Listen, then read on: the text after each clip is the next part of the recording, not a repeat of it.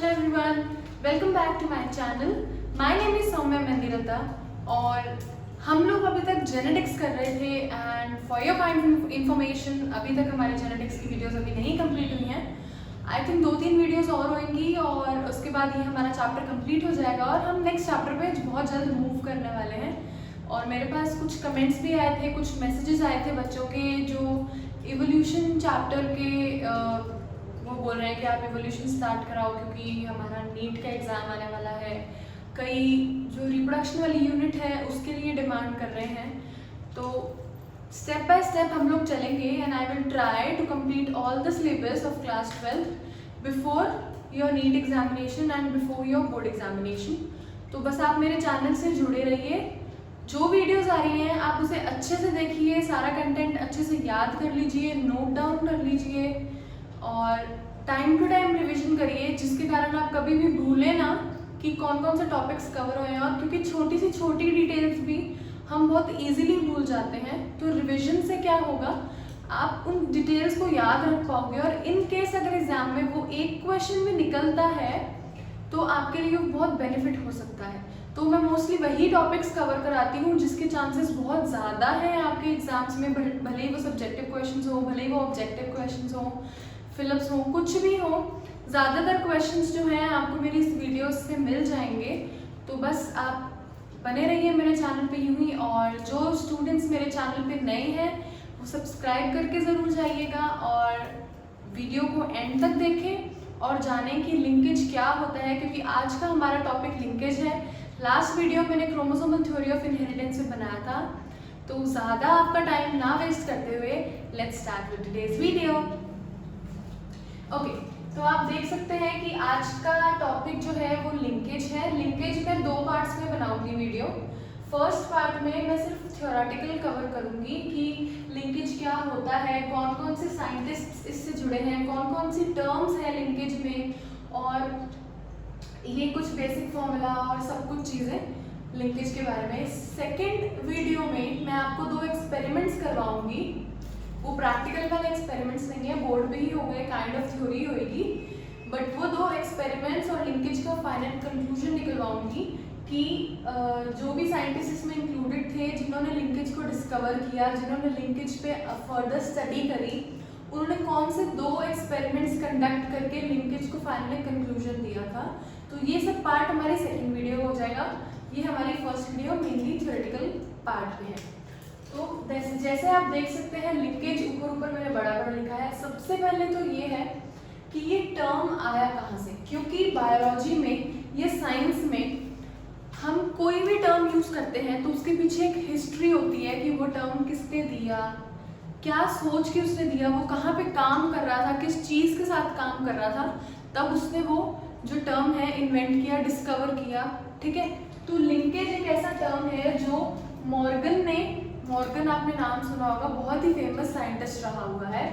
Morgan ने ये term दिया और ये टर्म कहाँ से आया, वो ड्रोसोफिला करके एक इंसेक्ट होता है, एक फ्रूट फ्लाई जिसका कॉमन नेम है ड्रोसोफिला मेलानोगैस्टर। तो ये एक इंसेक्ट है जिस पे वो वर्क कर रहा था। तो ड्रोसोफिला पे वर्क करते टाइम उसने कुछ डिस्कवर किया, तो उसके बाद उसने उस चीज़ को नाम लिंकेज दे दिया था। बट सबसे पहले जो सबसे अर्लीस्ट स्टडी के अटेम्प्ट्स थे लिंकेज के ऊपर, जिन्होंने सबसे पहले लिंकेज को अच्छे से पढ़ा था, उसके बारे में पूरी नॉलेज गेन करी थी, वो 2 साइंटिस्ट थे, बैटसन एंड पुनेट। पुनेट का नाम ऑलरेडी आप पिछली वीडियोस में सुन चुके हैं, जब हम पुनेट स्क्वायर बनाते हैं कोई भी क्रॉस करते हुए, तो ये वही पुनेट है। बैटसन और पुनेट 2 साइंटिस्ट थे पहले जिन्होंने स्टार्टिंग की जो भी लिंकेज की स्टडी है वो इन्होंने ही करी थी। ठीक है, अब आप नीचे डेफिनेशन देख सकते हैं, ग्रीन लेटर्स मैंने लिखी है इसमें। The tendency of parental combinations to remain together which is expressed in low frequency of recombinations. इसका मतलब लिंकेज से ये साफ पता चलता है कि जितने भी पैरेंटल कॉम्बिनेशंस हैं, मतलब जो भी जीन्स जो पेरेंट्स में मौजूद हैं, वो एज सच नेक्स्ट जनरेशन में ट्रांसफ़र हो जाते हैं और उन जो न्यू चीज़ें या जो न्यू कॉम्बिनेशंस बनते हैं, रिकॉम्बिनेशंस जो होते हैं, ठीक है, जो न्यू कॉम्बिनेशंस बनते हैं दोनों पेरेंट्स के गैमेट को कनेक्ट करके, ठीक है, तो उनकी फ्रीक्वेंसी बहुत कम होती है नेक्स्ट जनरेशन में in comparison to the parental combinations. वापस से मैं बता देती हूँ, जो भी पेरेंटल कॉम्बिनेशंस होते हैं, मतलब मदर और फादर से जो आते हैं, वो genes as it is inherit हो जाते हैं, उनमें कुछ भी बदलाव नहीं आता है, ठीक है। तो ऐसे कॉम्बिनेशंस की फ्रीक्वेंसी या नंबर जो है वो बहुत ज़्यादा अगर देखा जाए, और नए कॉम्बिनेशंस या रिकॉम्बिनेशंस जो बन रहे हैं उनका नंबर बहुत ही कम देखा जाए अगर आने वाली जनरेशन में या ऑफस्प्रिंग्स में, तो इस चीज़ को, इस पूरी प्रोसेस को लिंकेज बोलते हैं, ठीक है। अब ये आप देख सकते हैं कि इससे पहले मैं एक बात बताना चाहती हूँ, आपने मेरे पिछली वीडियोस में पढ़ा होगा, जब मैंने मेंडल्स लॉज ऑफ इनहेरिटेंस करवाया था तो मैंने उसमें 3 लॉज बताए थे। तो उसमें एक लॉ था लॉ ऑफ इंडिपेंडेंट असॉर्टमेंट, ठीक है। जो बच्चे नए हैं वो उस वीडियो को जाके देखिए, ठीक है, आपको दिख जाएगा कि मेंडल्स लॉज ऑफ इनहेरिटेंस करके मैंने एक वीडियो बनाई है, तो उसमें इंडिपेंडेंट असॉर्टमेंट के बारे में बताया था। बट लिंकेज जो है वो उस मेंडल के लॉ को गलत प्रूफ करता है, मतलब उसका एक एक्सेप्शन है वो, क्योंकि लिंकेज में क्या होता है, जो भी जीन्स होते हैं वो साथ रहते हैं, ठीक है, वो नए कॉम्बिनेशंस बनाना नहीं चाहते हैं, वो जुड़े होते हैं एक दूसरे के साथ। और इसका जस्ट ऑपोजिट होता है इंडिपेंडेंट असॉर्टमेंट, जो कि बोलता है कि जो जीन्स हैं वो पेरेंट्स से जब ऑफस्प्रिंग में जाते हैं तो इंडिपेंडेंटली जाते हैं, वो एक दूसरे के साथ कनेक्टेड नहीं होते हैं। तो इसीलिए लिंकेज जो है वो बहुत ही बड़ा एक्सेप्शन है मेंडल के लॉ के साथ, जिसका नाम है इंडिपेंडेंट असॉर्टमेंट। ओके, अब यहाँ पे देखिए आप लिखा हुआ है genes of same chromosome shows linkage, genes found on different chromosomes shows independent assortment. अब आप सोचिए, जो जुड़े हुए जीन्स हैं, जो साथ रहते हैं genes, the genes which remain together, उन्हें लिंक्ड जीन्स कहेंगे, वो मैं आगे बताऊंगी आपको। तो जो जुड़े हुए कौन रह सकते हैं जीन्स, जो सेम ही क्रोमोसोम में प्रेजेंट होंगे, ओके। तो जितने भी जीन्स जो सेम क्रोमोसोम पे प्रेजेंट होते हैं वो तो लिंकेज शो करते हैं, और जैसे ही उनका क्रोमोसोम चेंज होता है, मतलब अलग अलग क्रोमोसोम पे अगर जीन्स प्रेजेंट है तो वो जुड़े हुए नहीं रह सकते हैं, तो वो इंडिपेंडेंट असॉर्टमेंट शो करते हैं। मतलब पेरेंट्स से जब ऑफस्प्रिंग में जाएंगे वो, तो वो इंडिपेंडेंटली जाएंगे, उनका साथ जाना जरूरी नहीं है। ये डिफरेंस होता है लिंकेज और इंडिपेंडेंट असॉर्टमेंट में। अब नेक्स्ट है, जो पेरेंटल कॉम्बिनेशंस हैं वो लिंकेज के कारण होते हैं, और जो रिकॉम्बिनेशंस या मतलब न्यू कॉम्बिनेशंस हैं वो क्रॉसिंग ओवर के कारण होते हैं। तो ये मैं ऑलरेडी बता चुकी हूँ, ये एक अलग लैंग्वेज में कुल मिला के मैं बताना चाह रही हूँ कि जो पेरेंटल कॉम्बिनेशंस है, मतलब जो पेरेंट्स से कॉम्बिनेशन, पेरेंट में जो भी कॉम्बिनेशन है वो एज इट इज अगर ट्रांसफर हो रहा है ऑफस्प्रिंग में, तो उसका रीजन लिंकेज होता है। और अगर कोई भी न्यू कॉम्बिनेशन बन रहा है पेरेंटल कॉम्बिनेशन के अलावा, तो वो बनता कैसे है, वो क्रॉसिंग ओवर से बनता है, ठीक है। तो क्रॉसिंग ओवर क्या होता है, आप ऑलरेडी 11th क्लास में पढ़ के आए हैं, तो वो टॉपिक मैं अभी नहीं उठाना चाहती हूँ।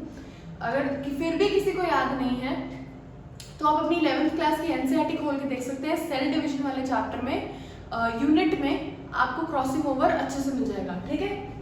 नेक्स्ट है लिंक्ड जीन्स। अभी मैं आपको बता चुकी हूँ, नाम से ही पता चल रहा है लिंक्ड जीन्स जो साथ रहते हैं। तो जीन्स साथ कैसे रह सकते हैं, अगर वो सेम ही क्रोमोसोम पे प्रेजेंट हो। तो all the genes located on the same chromosomes are known as linked genes. Same chromosome पे प्रेजेंट है तो वो साथ रहने की उनकी टेंडेंसी बढ़ जाती है, तो उन्हीं जीन्स को लिंक्ड जीन्स बोलते हैं, ओके। अब यहाँ पर देखिए, अब एक साइंटिस्ट था जिसका नाम था सटन, नाम आपने सुना होगा क्योंकि जेनेटिक्स में ये कुछ एक साइंटिस्ट के नेम है जो बहुत ज़्यादा कॉमनली यूज होते हैं हर टर्म के साथ। तो एक साइंटिस्ट था सटन, उसने लिंकेज ग्रुप का एक आइडिया दिया था, उसने लिंकेज ग्रुप के बारे में बताया था। और लिंकेज ग्रुप क्या होता है मैं बता देती हूँ। All the genes linked together in a single chromosome constitute linkage group. इसका मतलब एक सिंगल क्रोमोसोम है, ठीक है, एक क्रोमोसोम है, उसमें सारे के सारे जीन्स जो हैं वो एक दूसरे के साथ लिंक्ड है, जुड़े हुए हैं, तो वो सारे के सारे जीन्स मिलाकर एक लिंकेज ग्रुप बनाते हैं, ठीक है। आज सोच लो, अगर आपके स्कूल में आप सपोज 8 फ्रेंड्स हो आप, और आपका एक ग्रुप है, 8 फ्रेंड्स का ग्रुप है, किसी का कोई 2 फ्रेंड्स भी होते हैं, कोई 3 होते हैं, सबका अलग अलग लेंथ का ग्रुप होता है, फ्रेंड सर्कल होता है। तो आप सब एक दूसरे के साथ बहुत अच्छी बॉन्डिंग है आपके ग्रुप में। स्कूल टाइम में ज़्यादातर ये होता है कि आपके ग्रुप में कोई और ग्रुप वाला आके इंटरफेयर नहीं कर सकता है, ठीक है। तो लिंकेज ग्रुप भी यही होता है कि एक ही क्रोमोसोम है, एक ही क्रोमोसोम पे बहुत सारे जीन्स एक दूसरे के साथ जुड़े हुए हैं, इस पूरी चीज़ को लिंकेज ग्रुप बोलते हैं, ठीक है। जैसे आपका फ्रेंड सर्कल हो जाता है वैसे ये लिंकेज ग्रुप है। ये सटल ने दिया था, मैं आपको बता चुकी हूँ। अब इसका एक फॉर्मूला है जो नंबर ऑफ एक यूकैरियोटिक ऑर्गेनिज्म। अब यहाँ पे भी एक चीज़ आती है, कई बच्चों को पता होगा कि यूकैरियोटिक ऑर्गेनिजम्स क्या होते हैं, कईयों को पता होगा कि प्रोकैरियोटिक, मतलब कईयों को पता होता है, कईयों को नहीं पता होता है। जो उस कैटेगरी में आते हैं जिनको नहीं पता होता है, एज सच कोई बात नहीं है, बट मैं तुम्हें यही सजेस्ट करूँगी कि पढ़ लो, क्योंकि अगर आपका टारगेट नीट है या एम्स है या कुछ भी ऐसा है, तो आपको ये तो पता ही होना चाहिए कि 11th और 12th का सिलेबस कंबाइंड होके आता है। तो आप पिछली क्लासेस का भूलो मत, 11th का भी साथ साथ आप रिवाइज करके चलो। No doubt 12th is also very important, but ये बेसिक चीज़ें क्योंकि बार बार काम आती हैं तो ये मत भूलिए, ठीक है। तो यूकैरियोटिक ऑर्गेनिजम्स और प्रोकैरियोटिक क्या होते हैं, अगर आपको ये भी जानना है, अगर आपको नहीं पता है, वापस मैं वही बोलूँगी 11th के एनसीईआरटी उठाइए, ठीक है। तो number of linkage group in an organism कैसा होना चाहिए, यूकैरियोटिक।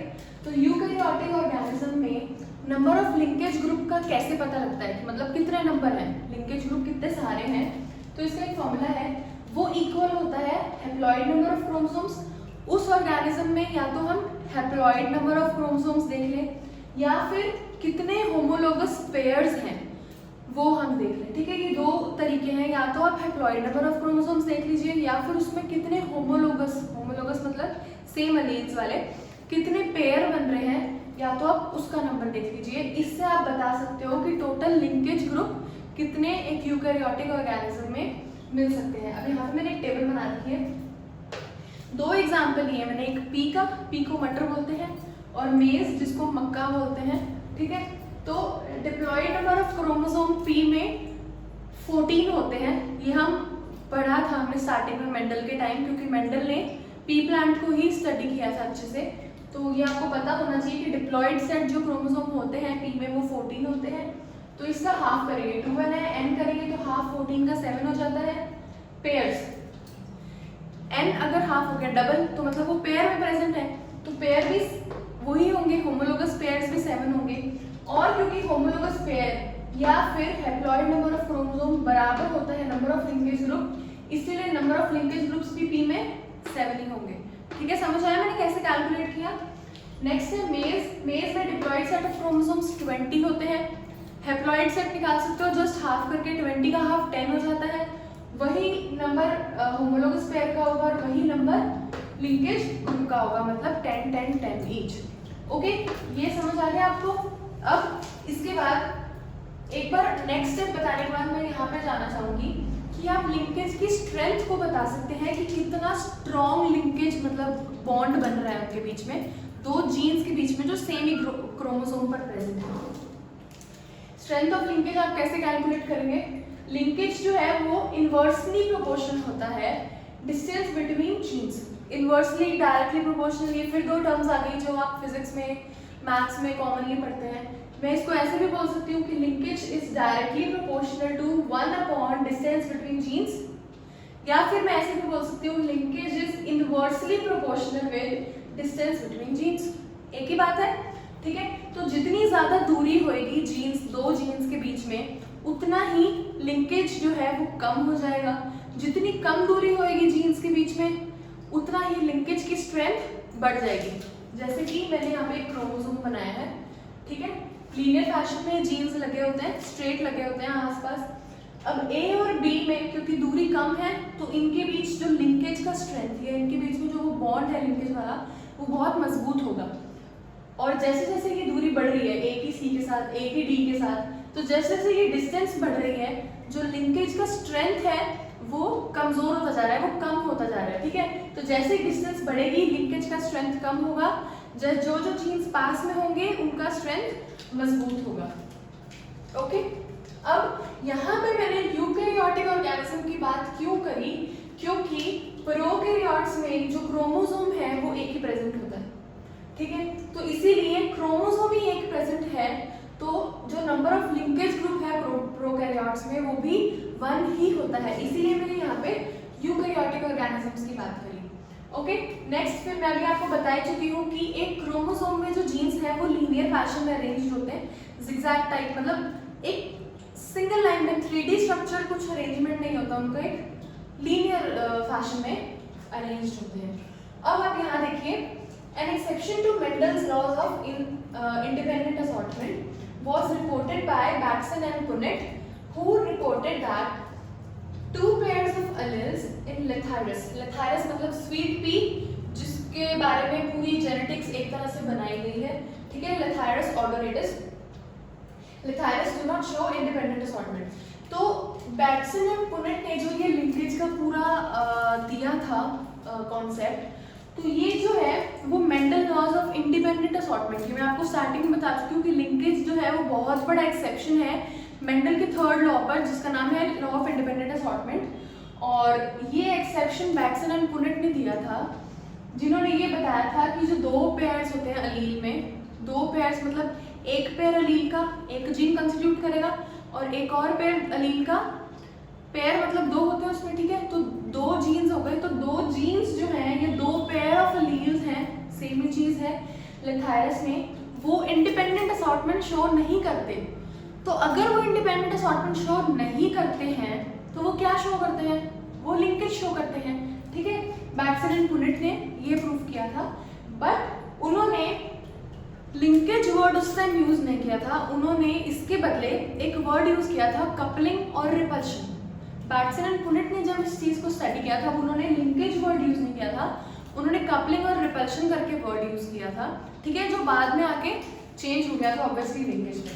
ओके, तो लिंकेज का अभी तक ये था। इसके बाद उन लोगों ने 2 एक्सपेरिमेंट किए थे प्रूव करने के लिए कि लिंकेज का पूरा कॉन्सेप्ट, हम जब तक, क्योंकि साइंटिस्ट पहले के टाइम में प्रूफ नहीं कर देते थे तब तक उनका कॉन्सेप्ट जो है वो वर्ल्ड वाइड एक्सेप्ट नहीं होता था।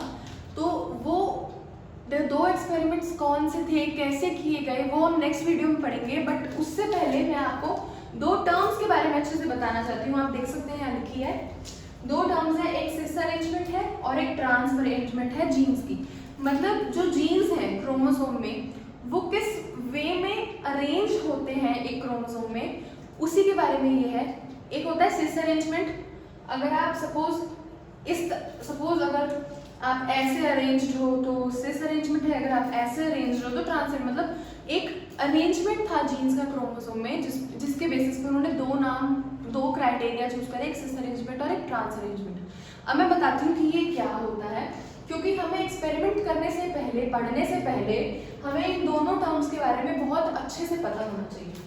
ओके, सिस अरेंजमेंट का फर्स्ट पॉइंट ये था कि जो दोनों के दोनों डोमिनेंट जीन्स होते हैं। अब आप डोमिनेंट और रिसेसिव, ये दोनों टर्मिनोलॉजी आप पहले पढ़ चुके हैं, इस पे मैं ऑलरेडी एक टर्मिनोलॉजी ऑफ जेनेटिक्स पे वीडियो बना चुकी हूँ।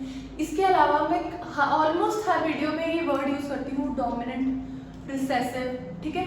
तो जो अपना एक्सप्रेशन शो करता है वो डोमिनेंट होता है। तो दोनों के दोनों जो डोमिनेंट जीन्स हैं वो सेम क्रोमोसोम पे पाए जाते हैं सिस अरेंजमेंट पे। जैसे देखो यहाँ पे मैंने एक क्रोमोसोम बनाया है, यहाँ पे क्रोमोसोम है, इस पे ये डोमिनेंट है, ये डोमिनेंट है, दोनों डोमिनेंट है, तो ये सिंगल क्रोमोसोम पे प्रेजेंट है। और ये दोनों रिसेसिव फॉर्म है, ये एक दूसरे अलग क्रोमोसोम पे प्रेजेंट है। तो इसमें बोलने का मतलब ये है कि डोमिनेंट जो जीन्स होते हैं वो एक अलग क्रोमोसोम पे प्रेजेंट होते हैं और जो रिसेसिव पार्ट होता है जीन का वो एक अलग क्रोमोसोम पे प्रेजेंट होते हैं, ठीक है। वहीं ट्रांस अरेंजमेंट क्या बोलता है कि जो 2 डोमिनेंट जीन्स हैं वो अलग अलग क्रोमोसोम पे पाए जाते हैं। मतलब एक कैपिटल ए जो डोमिनेंट है वो एक क्रोमोसोम पे पाया जाएगा और कैपिटल बी कैपिटल ए के साथ नहीं पाया जाएगा, वो अलग क्रोमोसोम पे पाया जाएगा, ठीक है। जैसे कि ये देखो आप, ये कैपिटल ए डोमिनेंट है बट यहाँ पे डोमिनेंट होना चाहिए सिस के अकॉर्डिंगली, बट क्योंकि हम ट्रांस पढ़ रहे हैं तो यहाँ पे कैपिटल होने की बजाय रिसेसिव है। ये एक क्रोमोसोम पे सिर्फ ए की डोमिनेंट है और ये दूसरे क्रोमोसोम पे सिर्फ बी है, ए नहीं है डोमिनेंट, ठीक है। अब नेक्स्ट है सिस अरेंजमेंट। इसमें ओरिजिनल अरेंजमेंट होता है जीन्स का, और ट्रांस अरेंजमेंट में बल्कि ओरिजिनल अरेंजमेंट नहीं होता है, क्योंकि ये क्रॉसिंग ओवर से बनता है। वही बात वापस आ गई, क्रॉसिंग ओवर क्या होता है, आप ये जाकर 11th क्लास की बुक में पढ़ो, क्योंकि अगर मैं यहाँ पे समझाने लग गई तो ये वीडियो बहुत ज़्यादा एक्सटेंडेड हो जाएगी, ठीक है। तो सिस अरेंजमेंट जो है वो ओरिजिनल अरेंजमेंट है जीन्स का, और ट्रांस अरेंजमेंट ओरिजिनल अरेंजमेंट नहीं है। ओरिजिनली ऐसा कभी भी नहीं मिलता है क्रोमोसोम में, इसको ये बनाया गया है, ये अरेंजमेंट बना है क्रॉसिंग ओवर के कारण, ठीक है। अब नेक्स्ट बहुत आसान है, आप जानते भी हैं कि इसमें 2 तरह के गैमेट्स प्रोड्यूस होते हैं। कौन कौन से? सेम क्रोमोसोम वाले A B, capital A capital B, और ये स्मॉल ए स्मॉल बी, ये 2 तरह के। अगर ये आपस में ऐसे होने लग जाएंगे तो वो क्रॉसिंग ओवर वाला केस आ जाएगा, ठीक है। तो एक क्रोमोसोम, क्योंकि हम लिंकेज के बारे में बात कर रहे हैं, तो एक ही क्रोमोसोम के जीन साथ जाते हैं और दूसरे क्रोमोसोम वाले जीन वो एक साथ जाते हैं। इसमें 2 तरह, इसमें भी 2 तरह के गैमेट्स बनेंगे, क्योंकि ये भी लिंकेज का पार्ट है।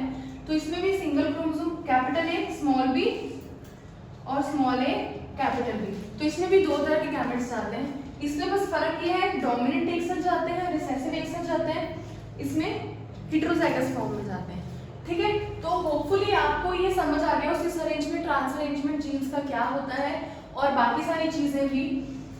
किसी को भी कोई भी डाउट हो, मैं हमेशा ये चीज बोलती हूँ, आप कमेंट सेक्शन में ज़रूर लिख के बताएं कि आपको कहाँ पे प्रॉब्लम आ रही है, जिससे कि मैं नेक्स्ट टाइम और अच्छे से इम्प्रूव करके कोशिश करूँ कि आपको समझ आ जाए जो मैं एक्सप्लेन करना चाह रही हूँ।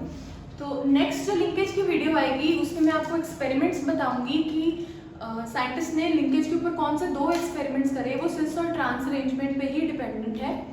और फाइनल जो कंक्लूजन है और बाकी स्टेप्स जो है लिंकेज के, वो उस वीडियो में करके लिंकेज का टॉपिक वहाँ कंप्लीट कर दूंगी, और उसके बाद डिजीजेज वगैरह चालू हो जाएंगी हमारी नेक्स्ट वीडियो से।